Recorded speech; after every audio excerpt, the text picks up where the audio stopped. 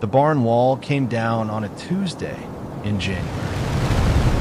The north wall, 22 feet of weathered board and rafter, had been bowing since October. Dale Hargrove knew it. He'd wedged 2 fence posts against it in the fall and told himself he'd deal with it. The blizzard that arrived on January 9th, 1986, made that decision for him. He was in a machine shed when it happened. He heard the sound first, a low groan, then a pause, then the kind of collapse that doesn't echo. Just weight becoming ground. By Thursday, Gary Weston had mentioned it at the co-op in Alma. Craig heard it secondhand. He came in from town that evening, set his keys on the counter, and stood there for a moment before he spoke. Weston said he gives you till spring. Dale didn't look up from his sink. Neither of them said anything else about it. The Hargrove farm had been in the family since 1951. 480 acres of Heartland County corn ground, financed through a federal land note Dale's father had taken out of the Farmers Home Administration the year Truman was still in office. Dale had been paying it down since he inherited the place in 1971. By January 1986, the balance was $214,000. 2 certified letters from the FMHA county supervisor had arrived in the last 4 months. Dale kept both of them in the kitchen drawer under the phone book. He hadn't shown either one to Craig. There was something else in that drawer. A stack of payment receipts going back 20 years. Every one of them stamped with the same date, June 14th. Same date, every single year without exception. Nobody in Heartland County knew what that date meant. I'll tell you before this video is over. I need to ask you something before we go any further. Has there ever been one week in your life, just one week, where you genuinely didn't know if your family was going to make it? Not tight money. Not stress. The kind of silence that sits at the kitchen table with you and doesn't leave. Leave a comment. You don't have to say anything more than a year. Craig Hargrove was 29 years old. He had left a warehouse job in Lincoln 3 years earlier to come home and work the farm. And in 3 years, his father had never once shown him the full numbers. If those 2 letters ran their course, the farm would be listed by June. Gary Weston had already said so at the co-op. And the thing about Heartland County in 1986 was that nobody there disagreed with him. Heartland County sits in the Republican River Valley in south-central Nebraska, where the land is flat enough to see weather coming from 2 counties away. The soil there is dark, deep, and honest, the kind that produces if you work it and hold you accountable when you don't. Dale Hargrove's father, Emmett, bought the first 200 acres in 1951 with a federal land loan and 11 years of saved wages from a grain elevator in Alma. By the time Emmett died in June of 1971, the farm was 480 acres, debt-free on the west parcels, still carrying a note on the east. He left it to Dale without ceremony, a deed transfer and a handshake from the county attorney. Dale was 23 years old and had been working the place since he was 14. He planted corn, not because it was glamorous. Nothing about Heartland County corn in 1986 was glamorous, but because his father had planted corn and because the ground knew how. He ran a small cow-calf operation on the back 40 in the early years, sold it off in 1979 when the note payments tightened and the beef prices didn't cooperate. The corn stayed. The 1972 John Deere 4020 stayed. A machine shed, a grain bin, and a white farmhouse with a front porch where Dale ate lunch alone every day from April through October because eating inside in daylight felt like giving up. He had been married once. Craig's mother, Helen, had left in 1978, not because of the farm and not because of Dale in any simple way. just because some people find out too late that the life they thought they were choosing is not the life they actually want. She moved to Omaha. Craig was 11. He stayed with his father. Craig came back from Lincoln in January of 1983. He'd had a job. He'd had a small apartment and a woman he was serious about and a life that was assembling itself into something manageable. He walked away from all of it and came home because Dale had mentioned, in passing over the phone, that the East Field hadn't been planted on time last spring. That was all he said. Craig understood the rest. I want to stop for just a moment here. Is there something you wish you had said to your father or your grandfather about what he built? About what he carried alone? Some of you have watched someone do exactly what Dale did, carry the weight and never name it. If you've been thinking about that person while watching this, I'd like to know who they were. Leave a comment. You don't have to say much. For 3 years, Craig had worked alongside Dale without being told number. Not the loan balance, not the payment history, not the name of the county FMHA supervisor.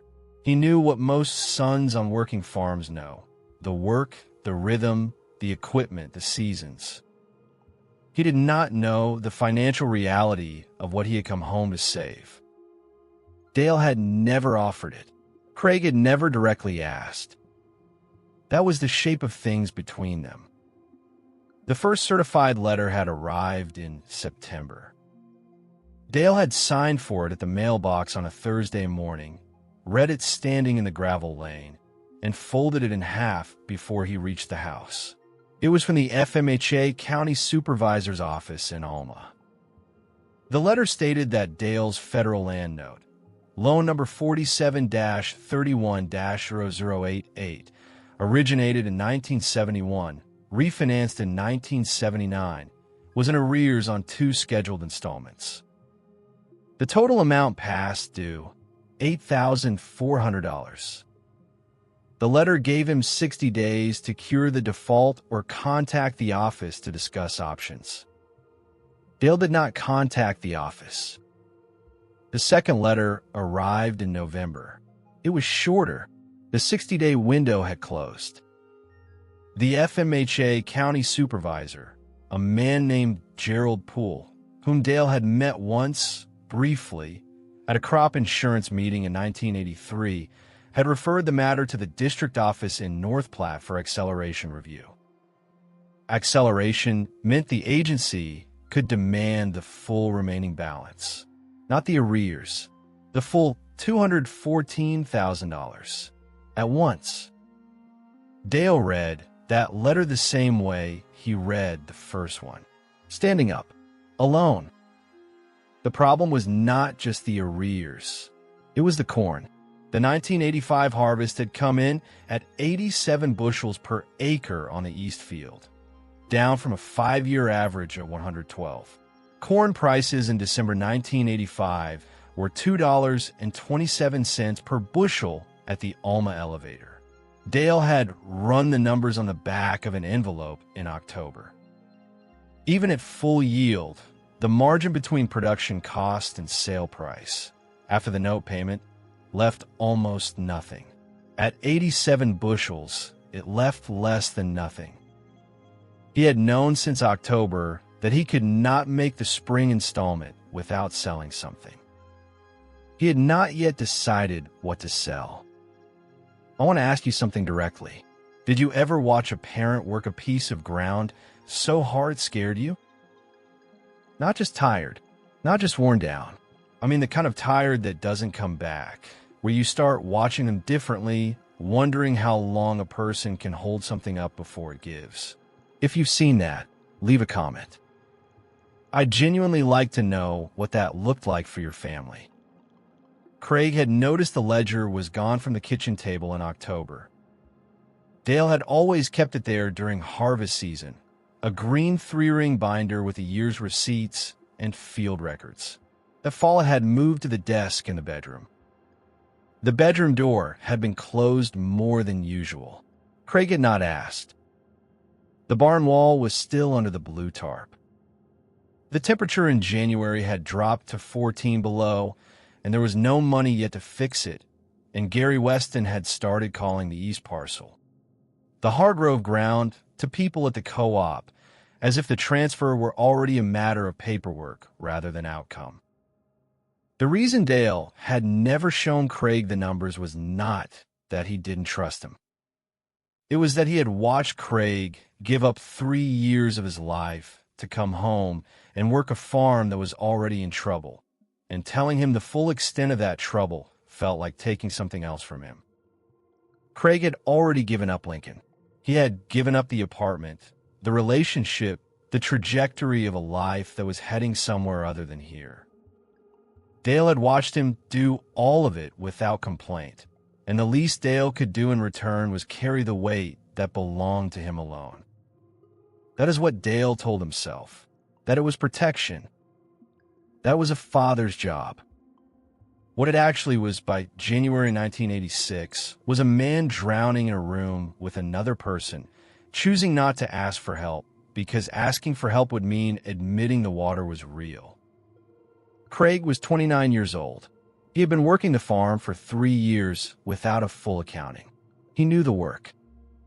He did not know the loan number, the arrears figure, the name Gerald Poole, or the word acceleration.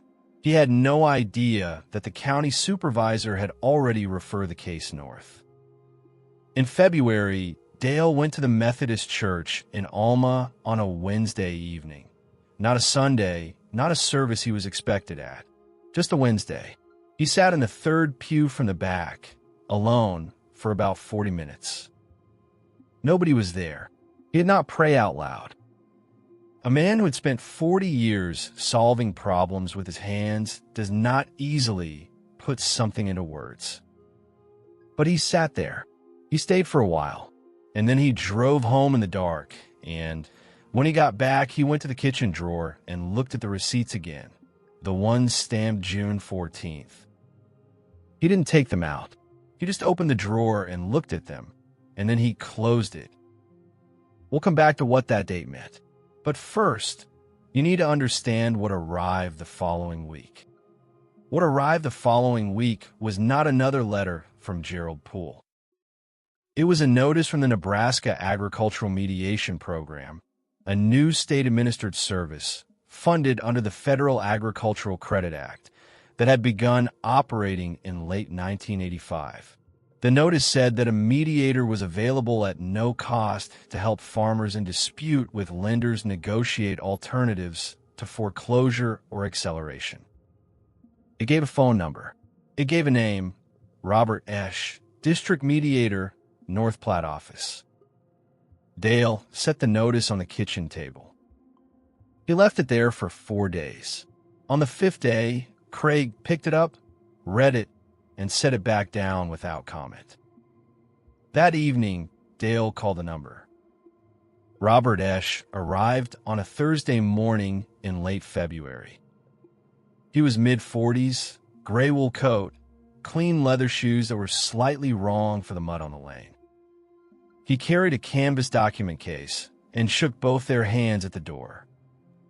He did not apologize for the situation. He did not promise anything. He said, "Let me look at the payment history before we talk about what your options are." Dale brought the ledger out of the bedroom. He sat on the kitchen table.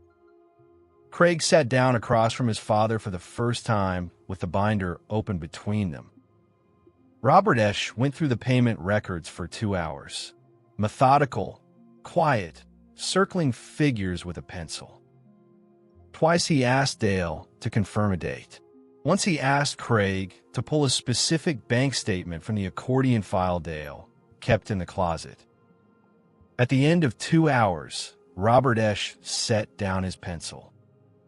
He said, "Mr. Hargrove, your lender has been posting your additional principal payments to the interest account since 1981. They've been misapplying them. Your actual outstanding balance is $183,000. Not $214,000.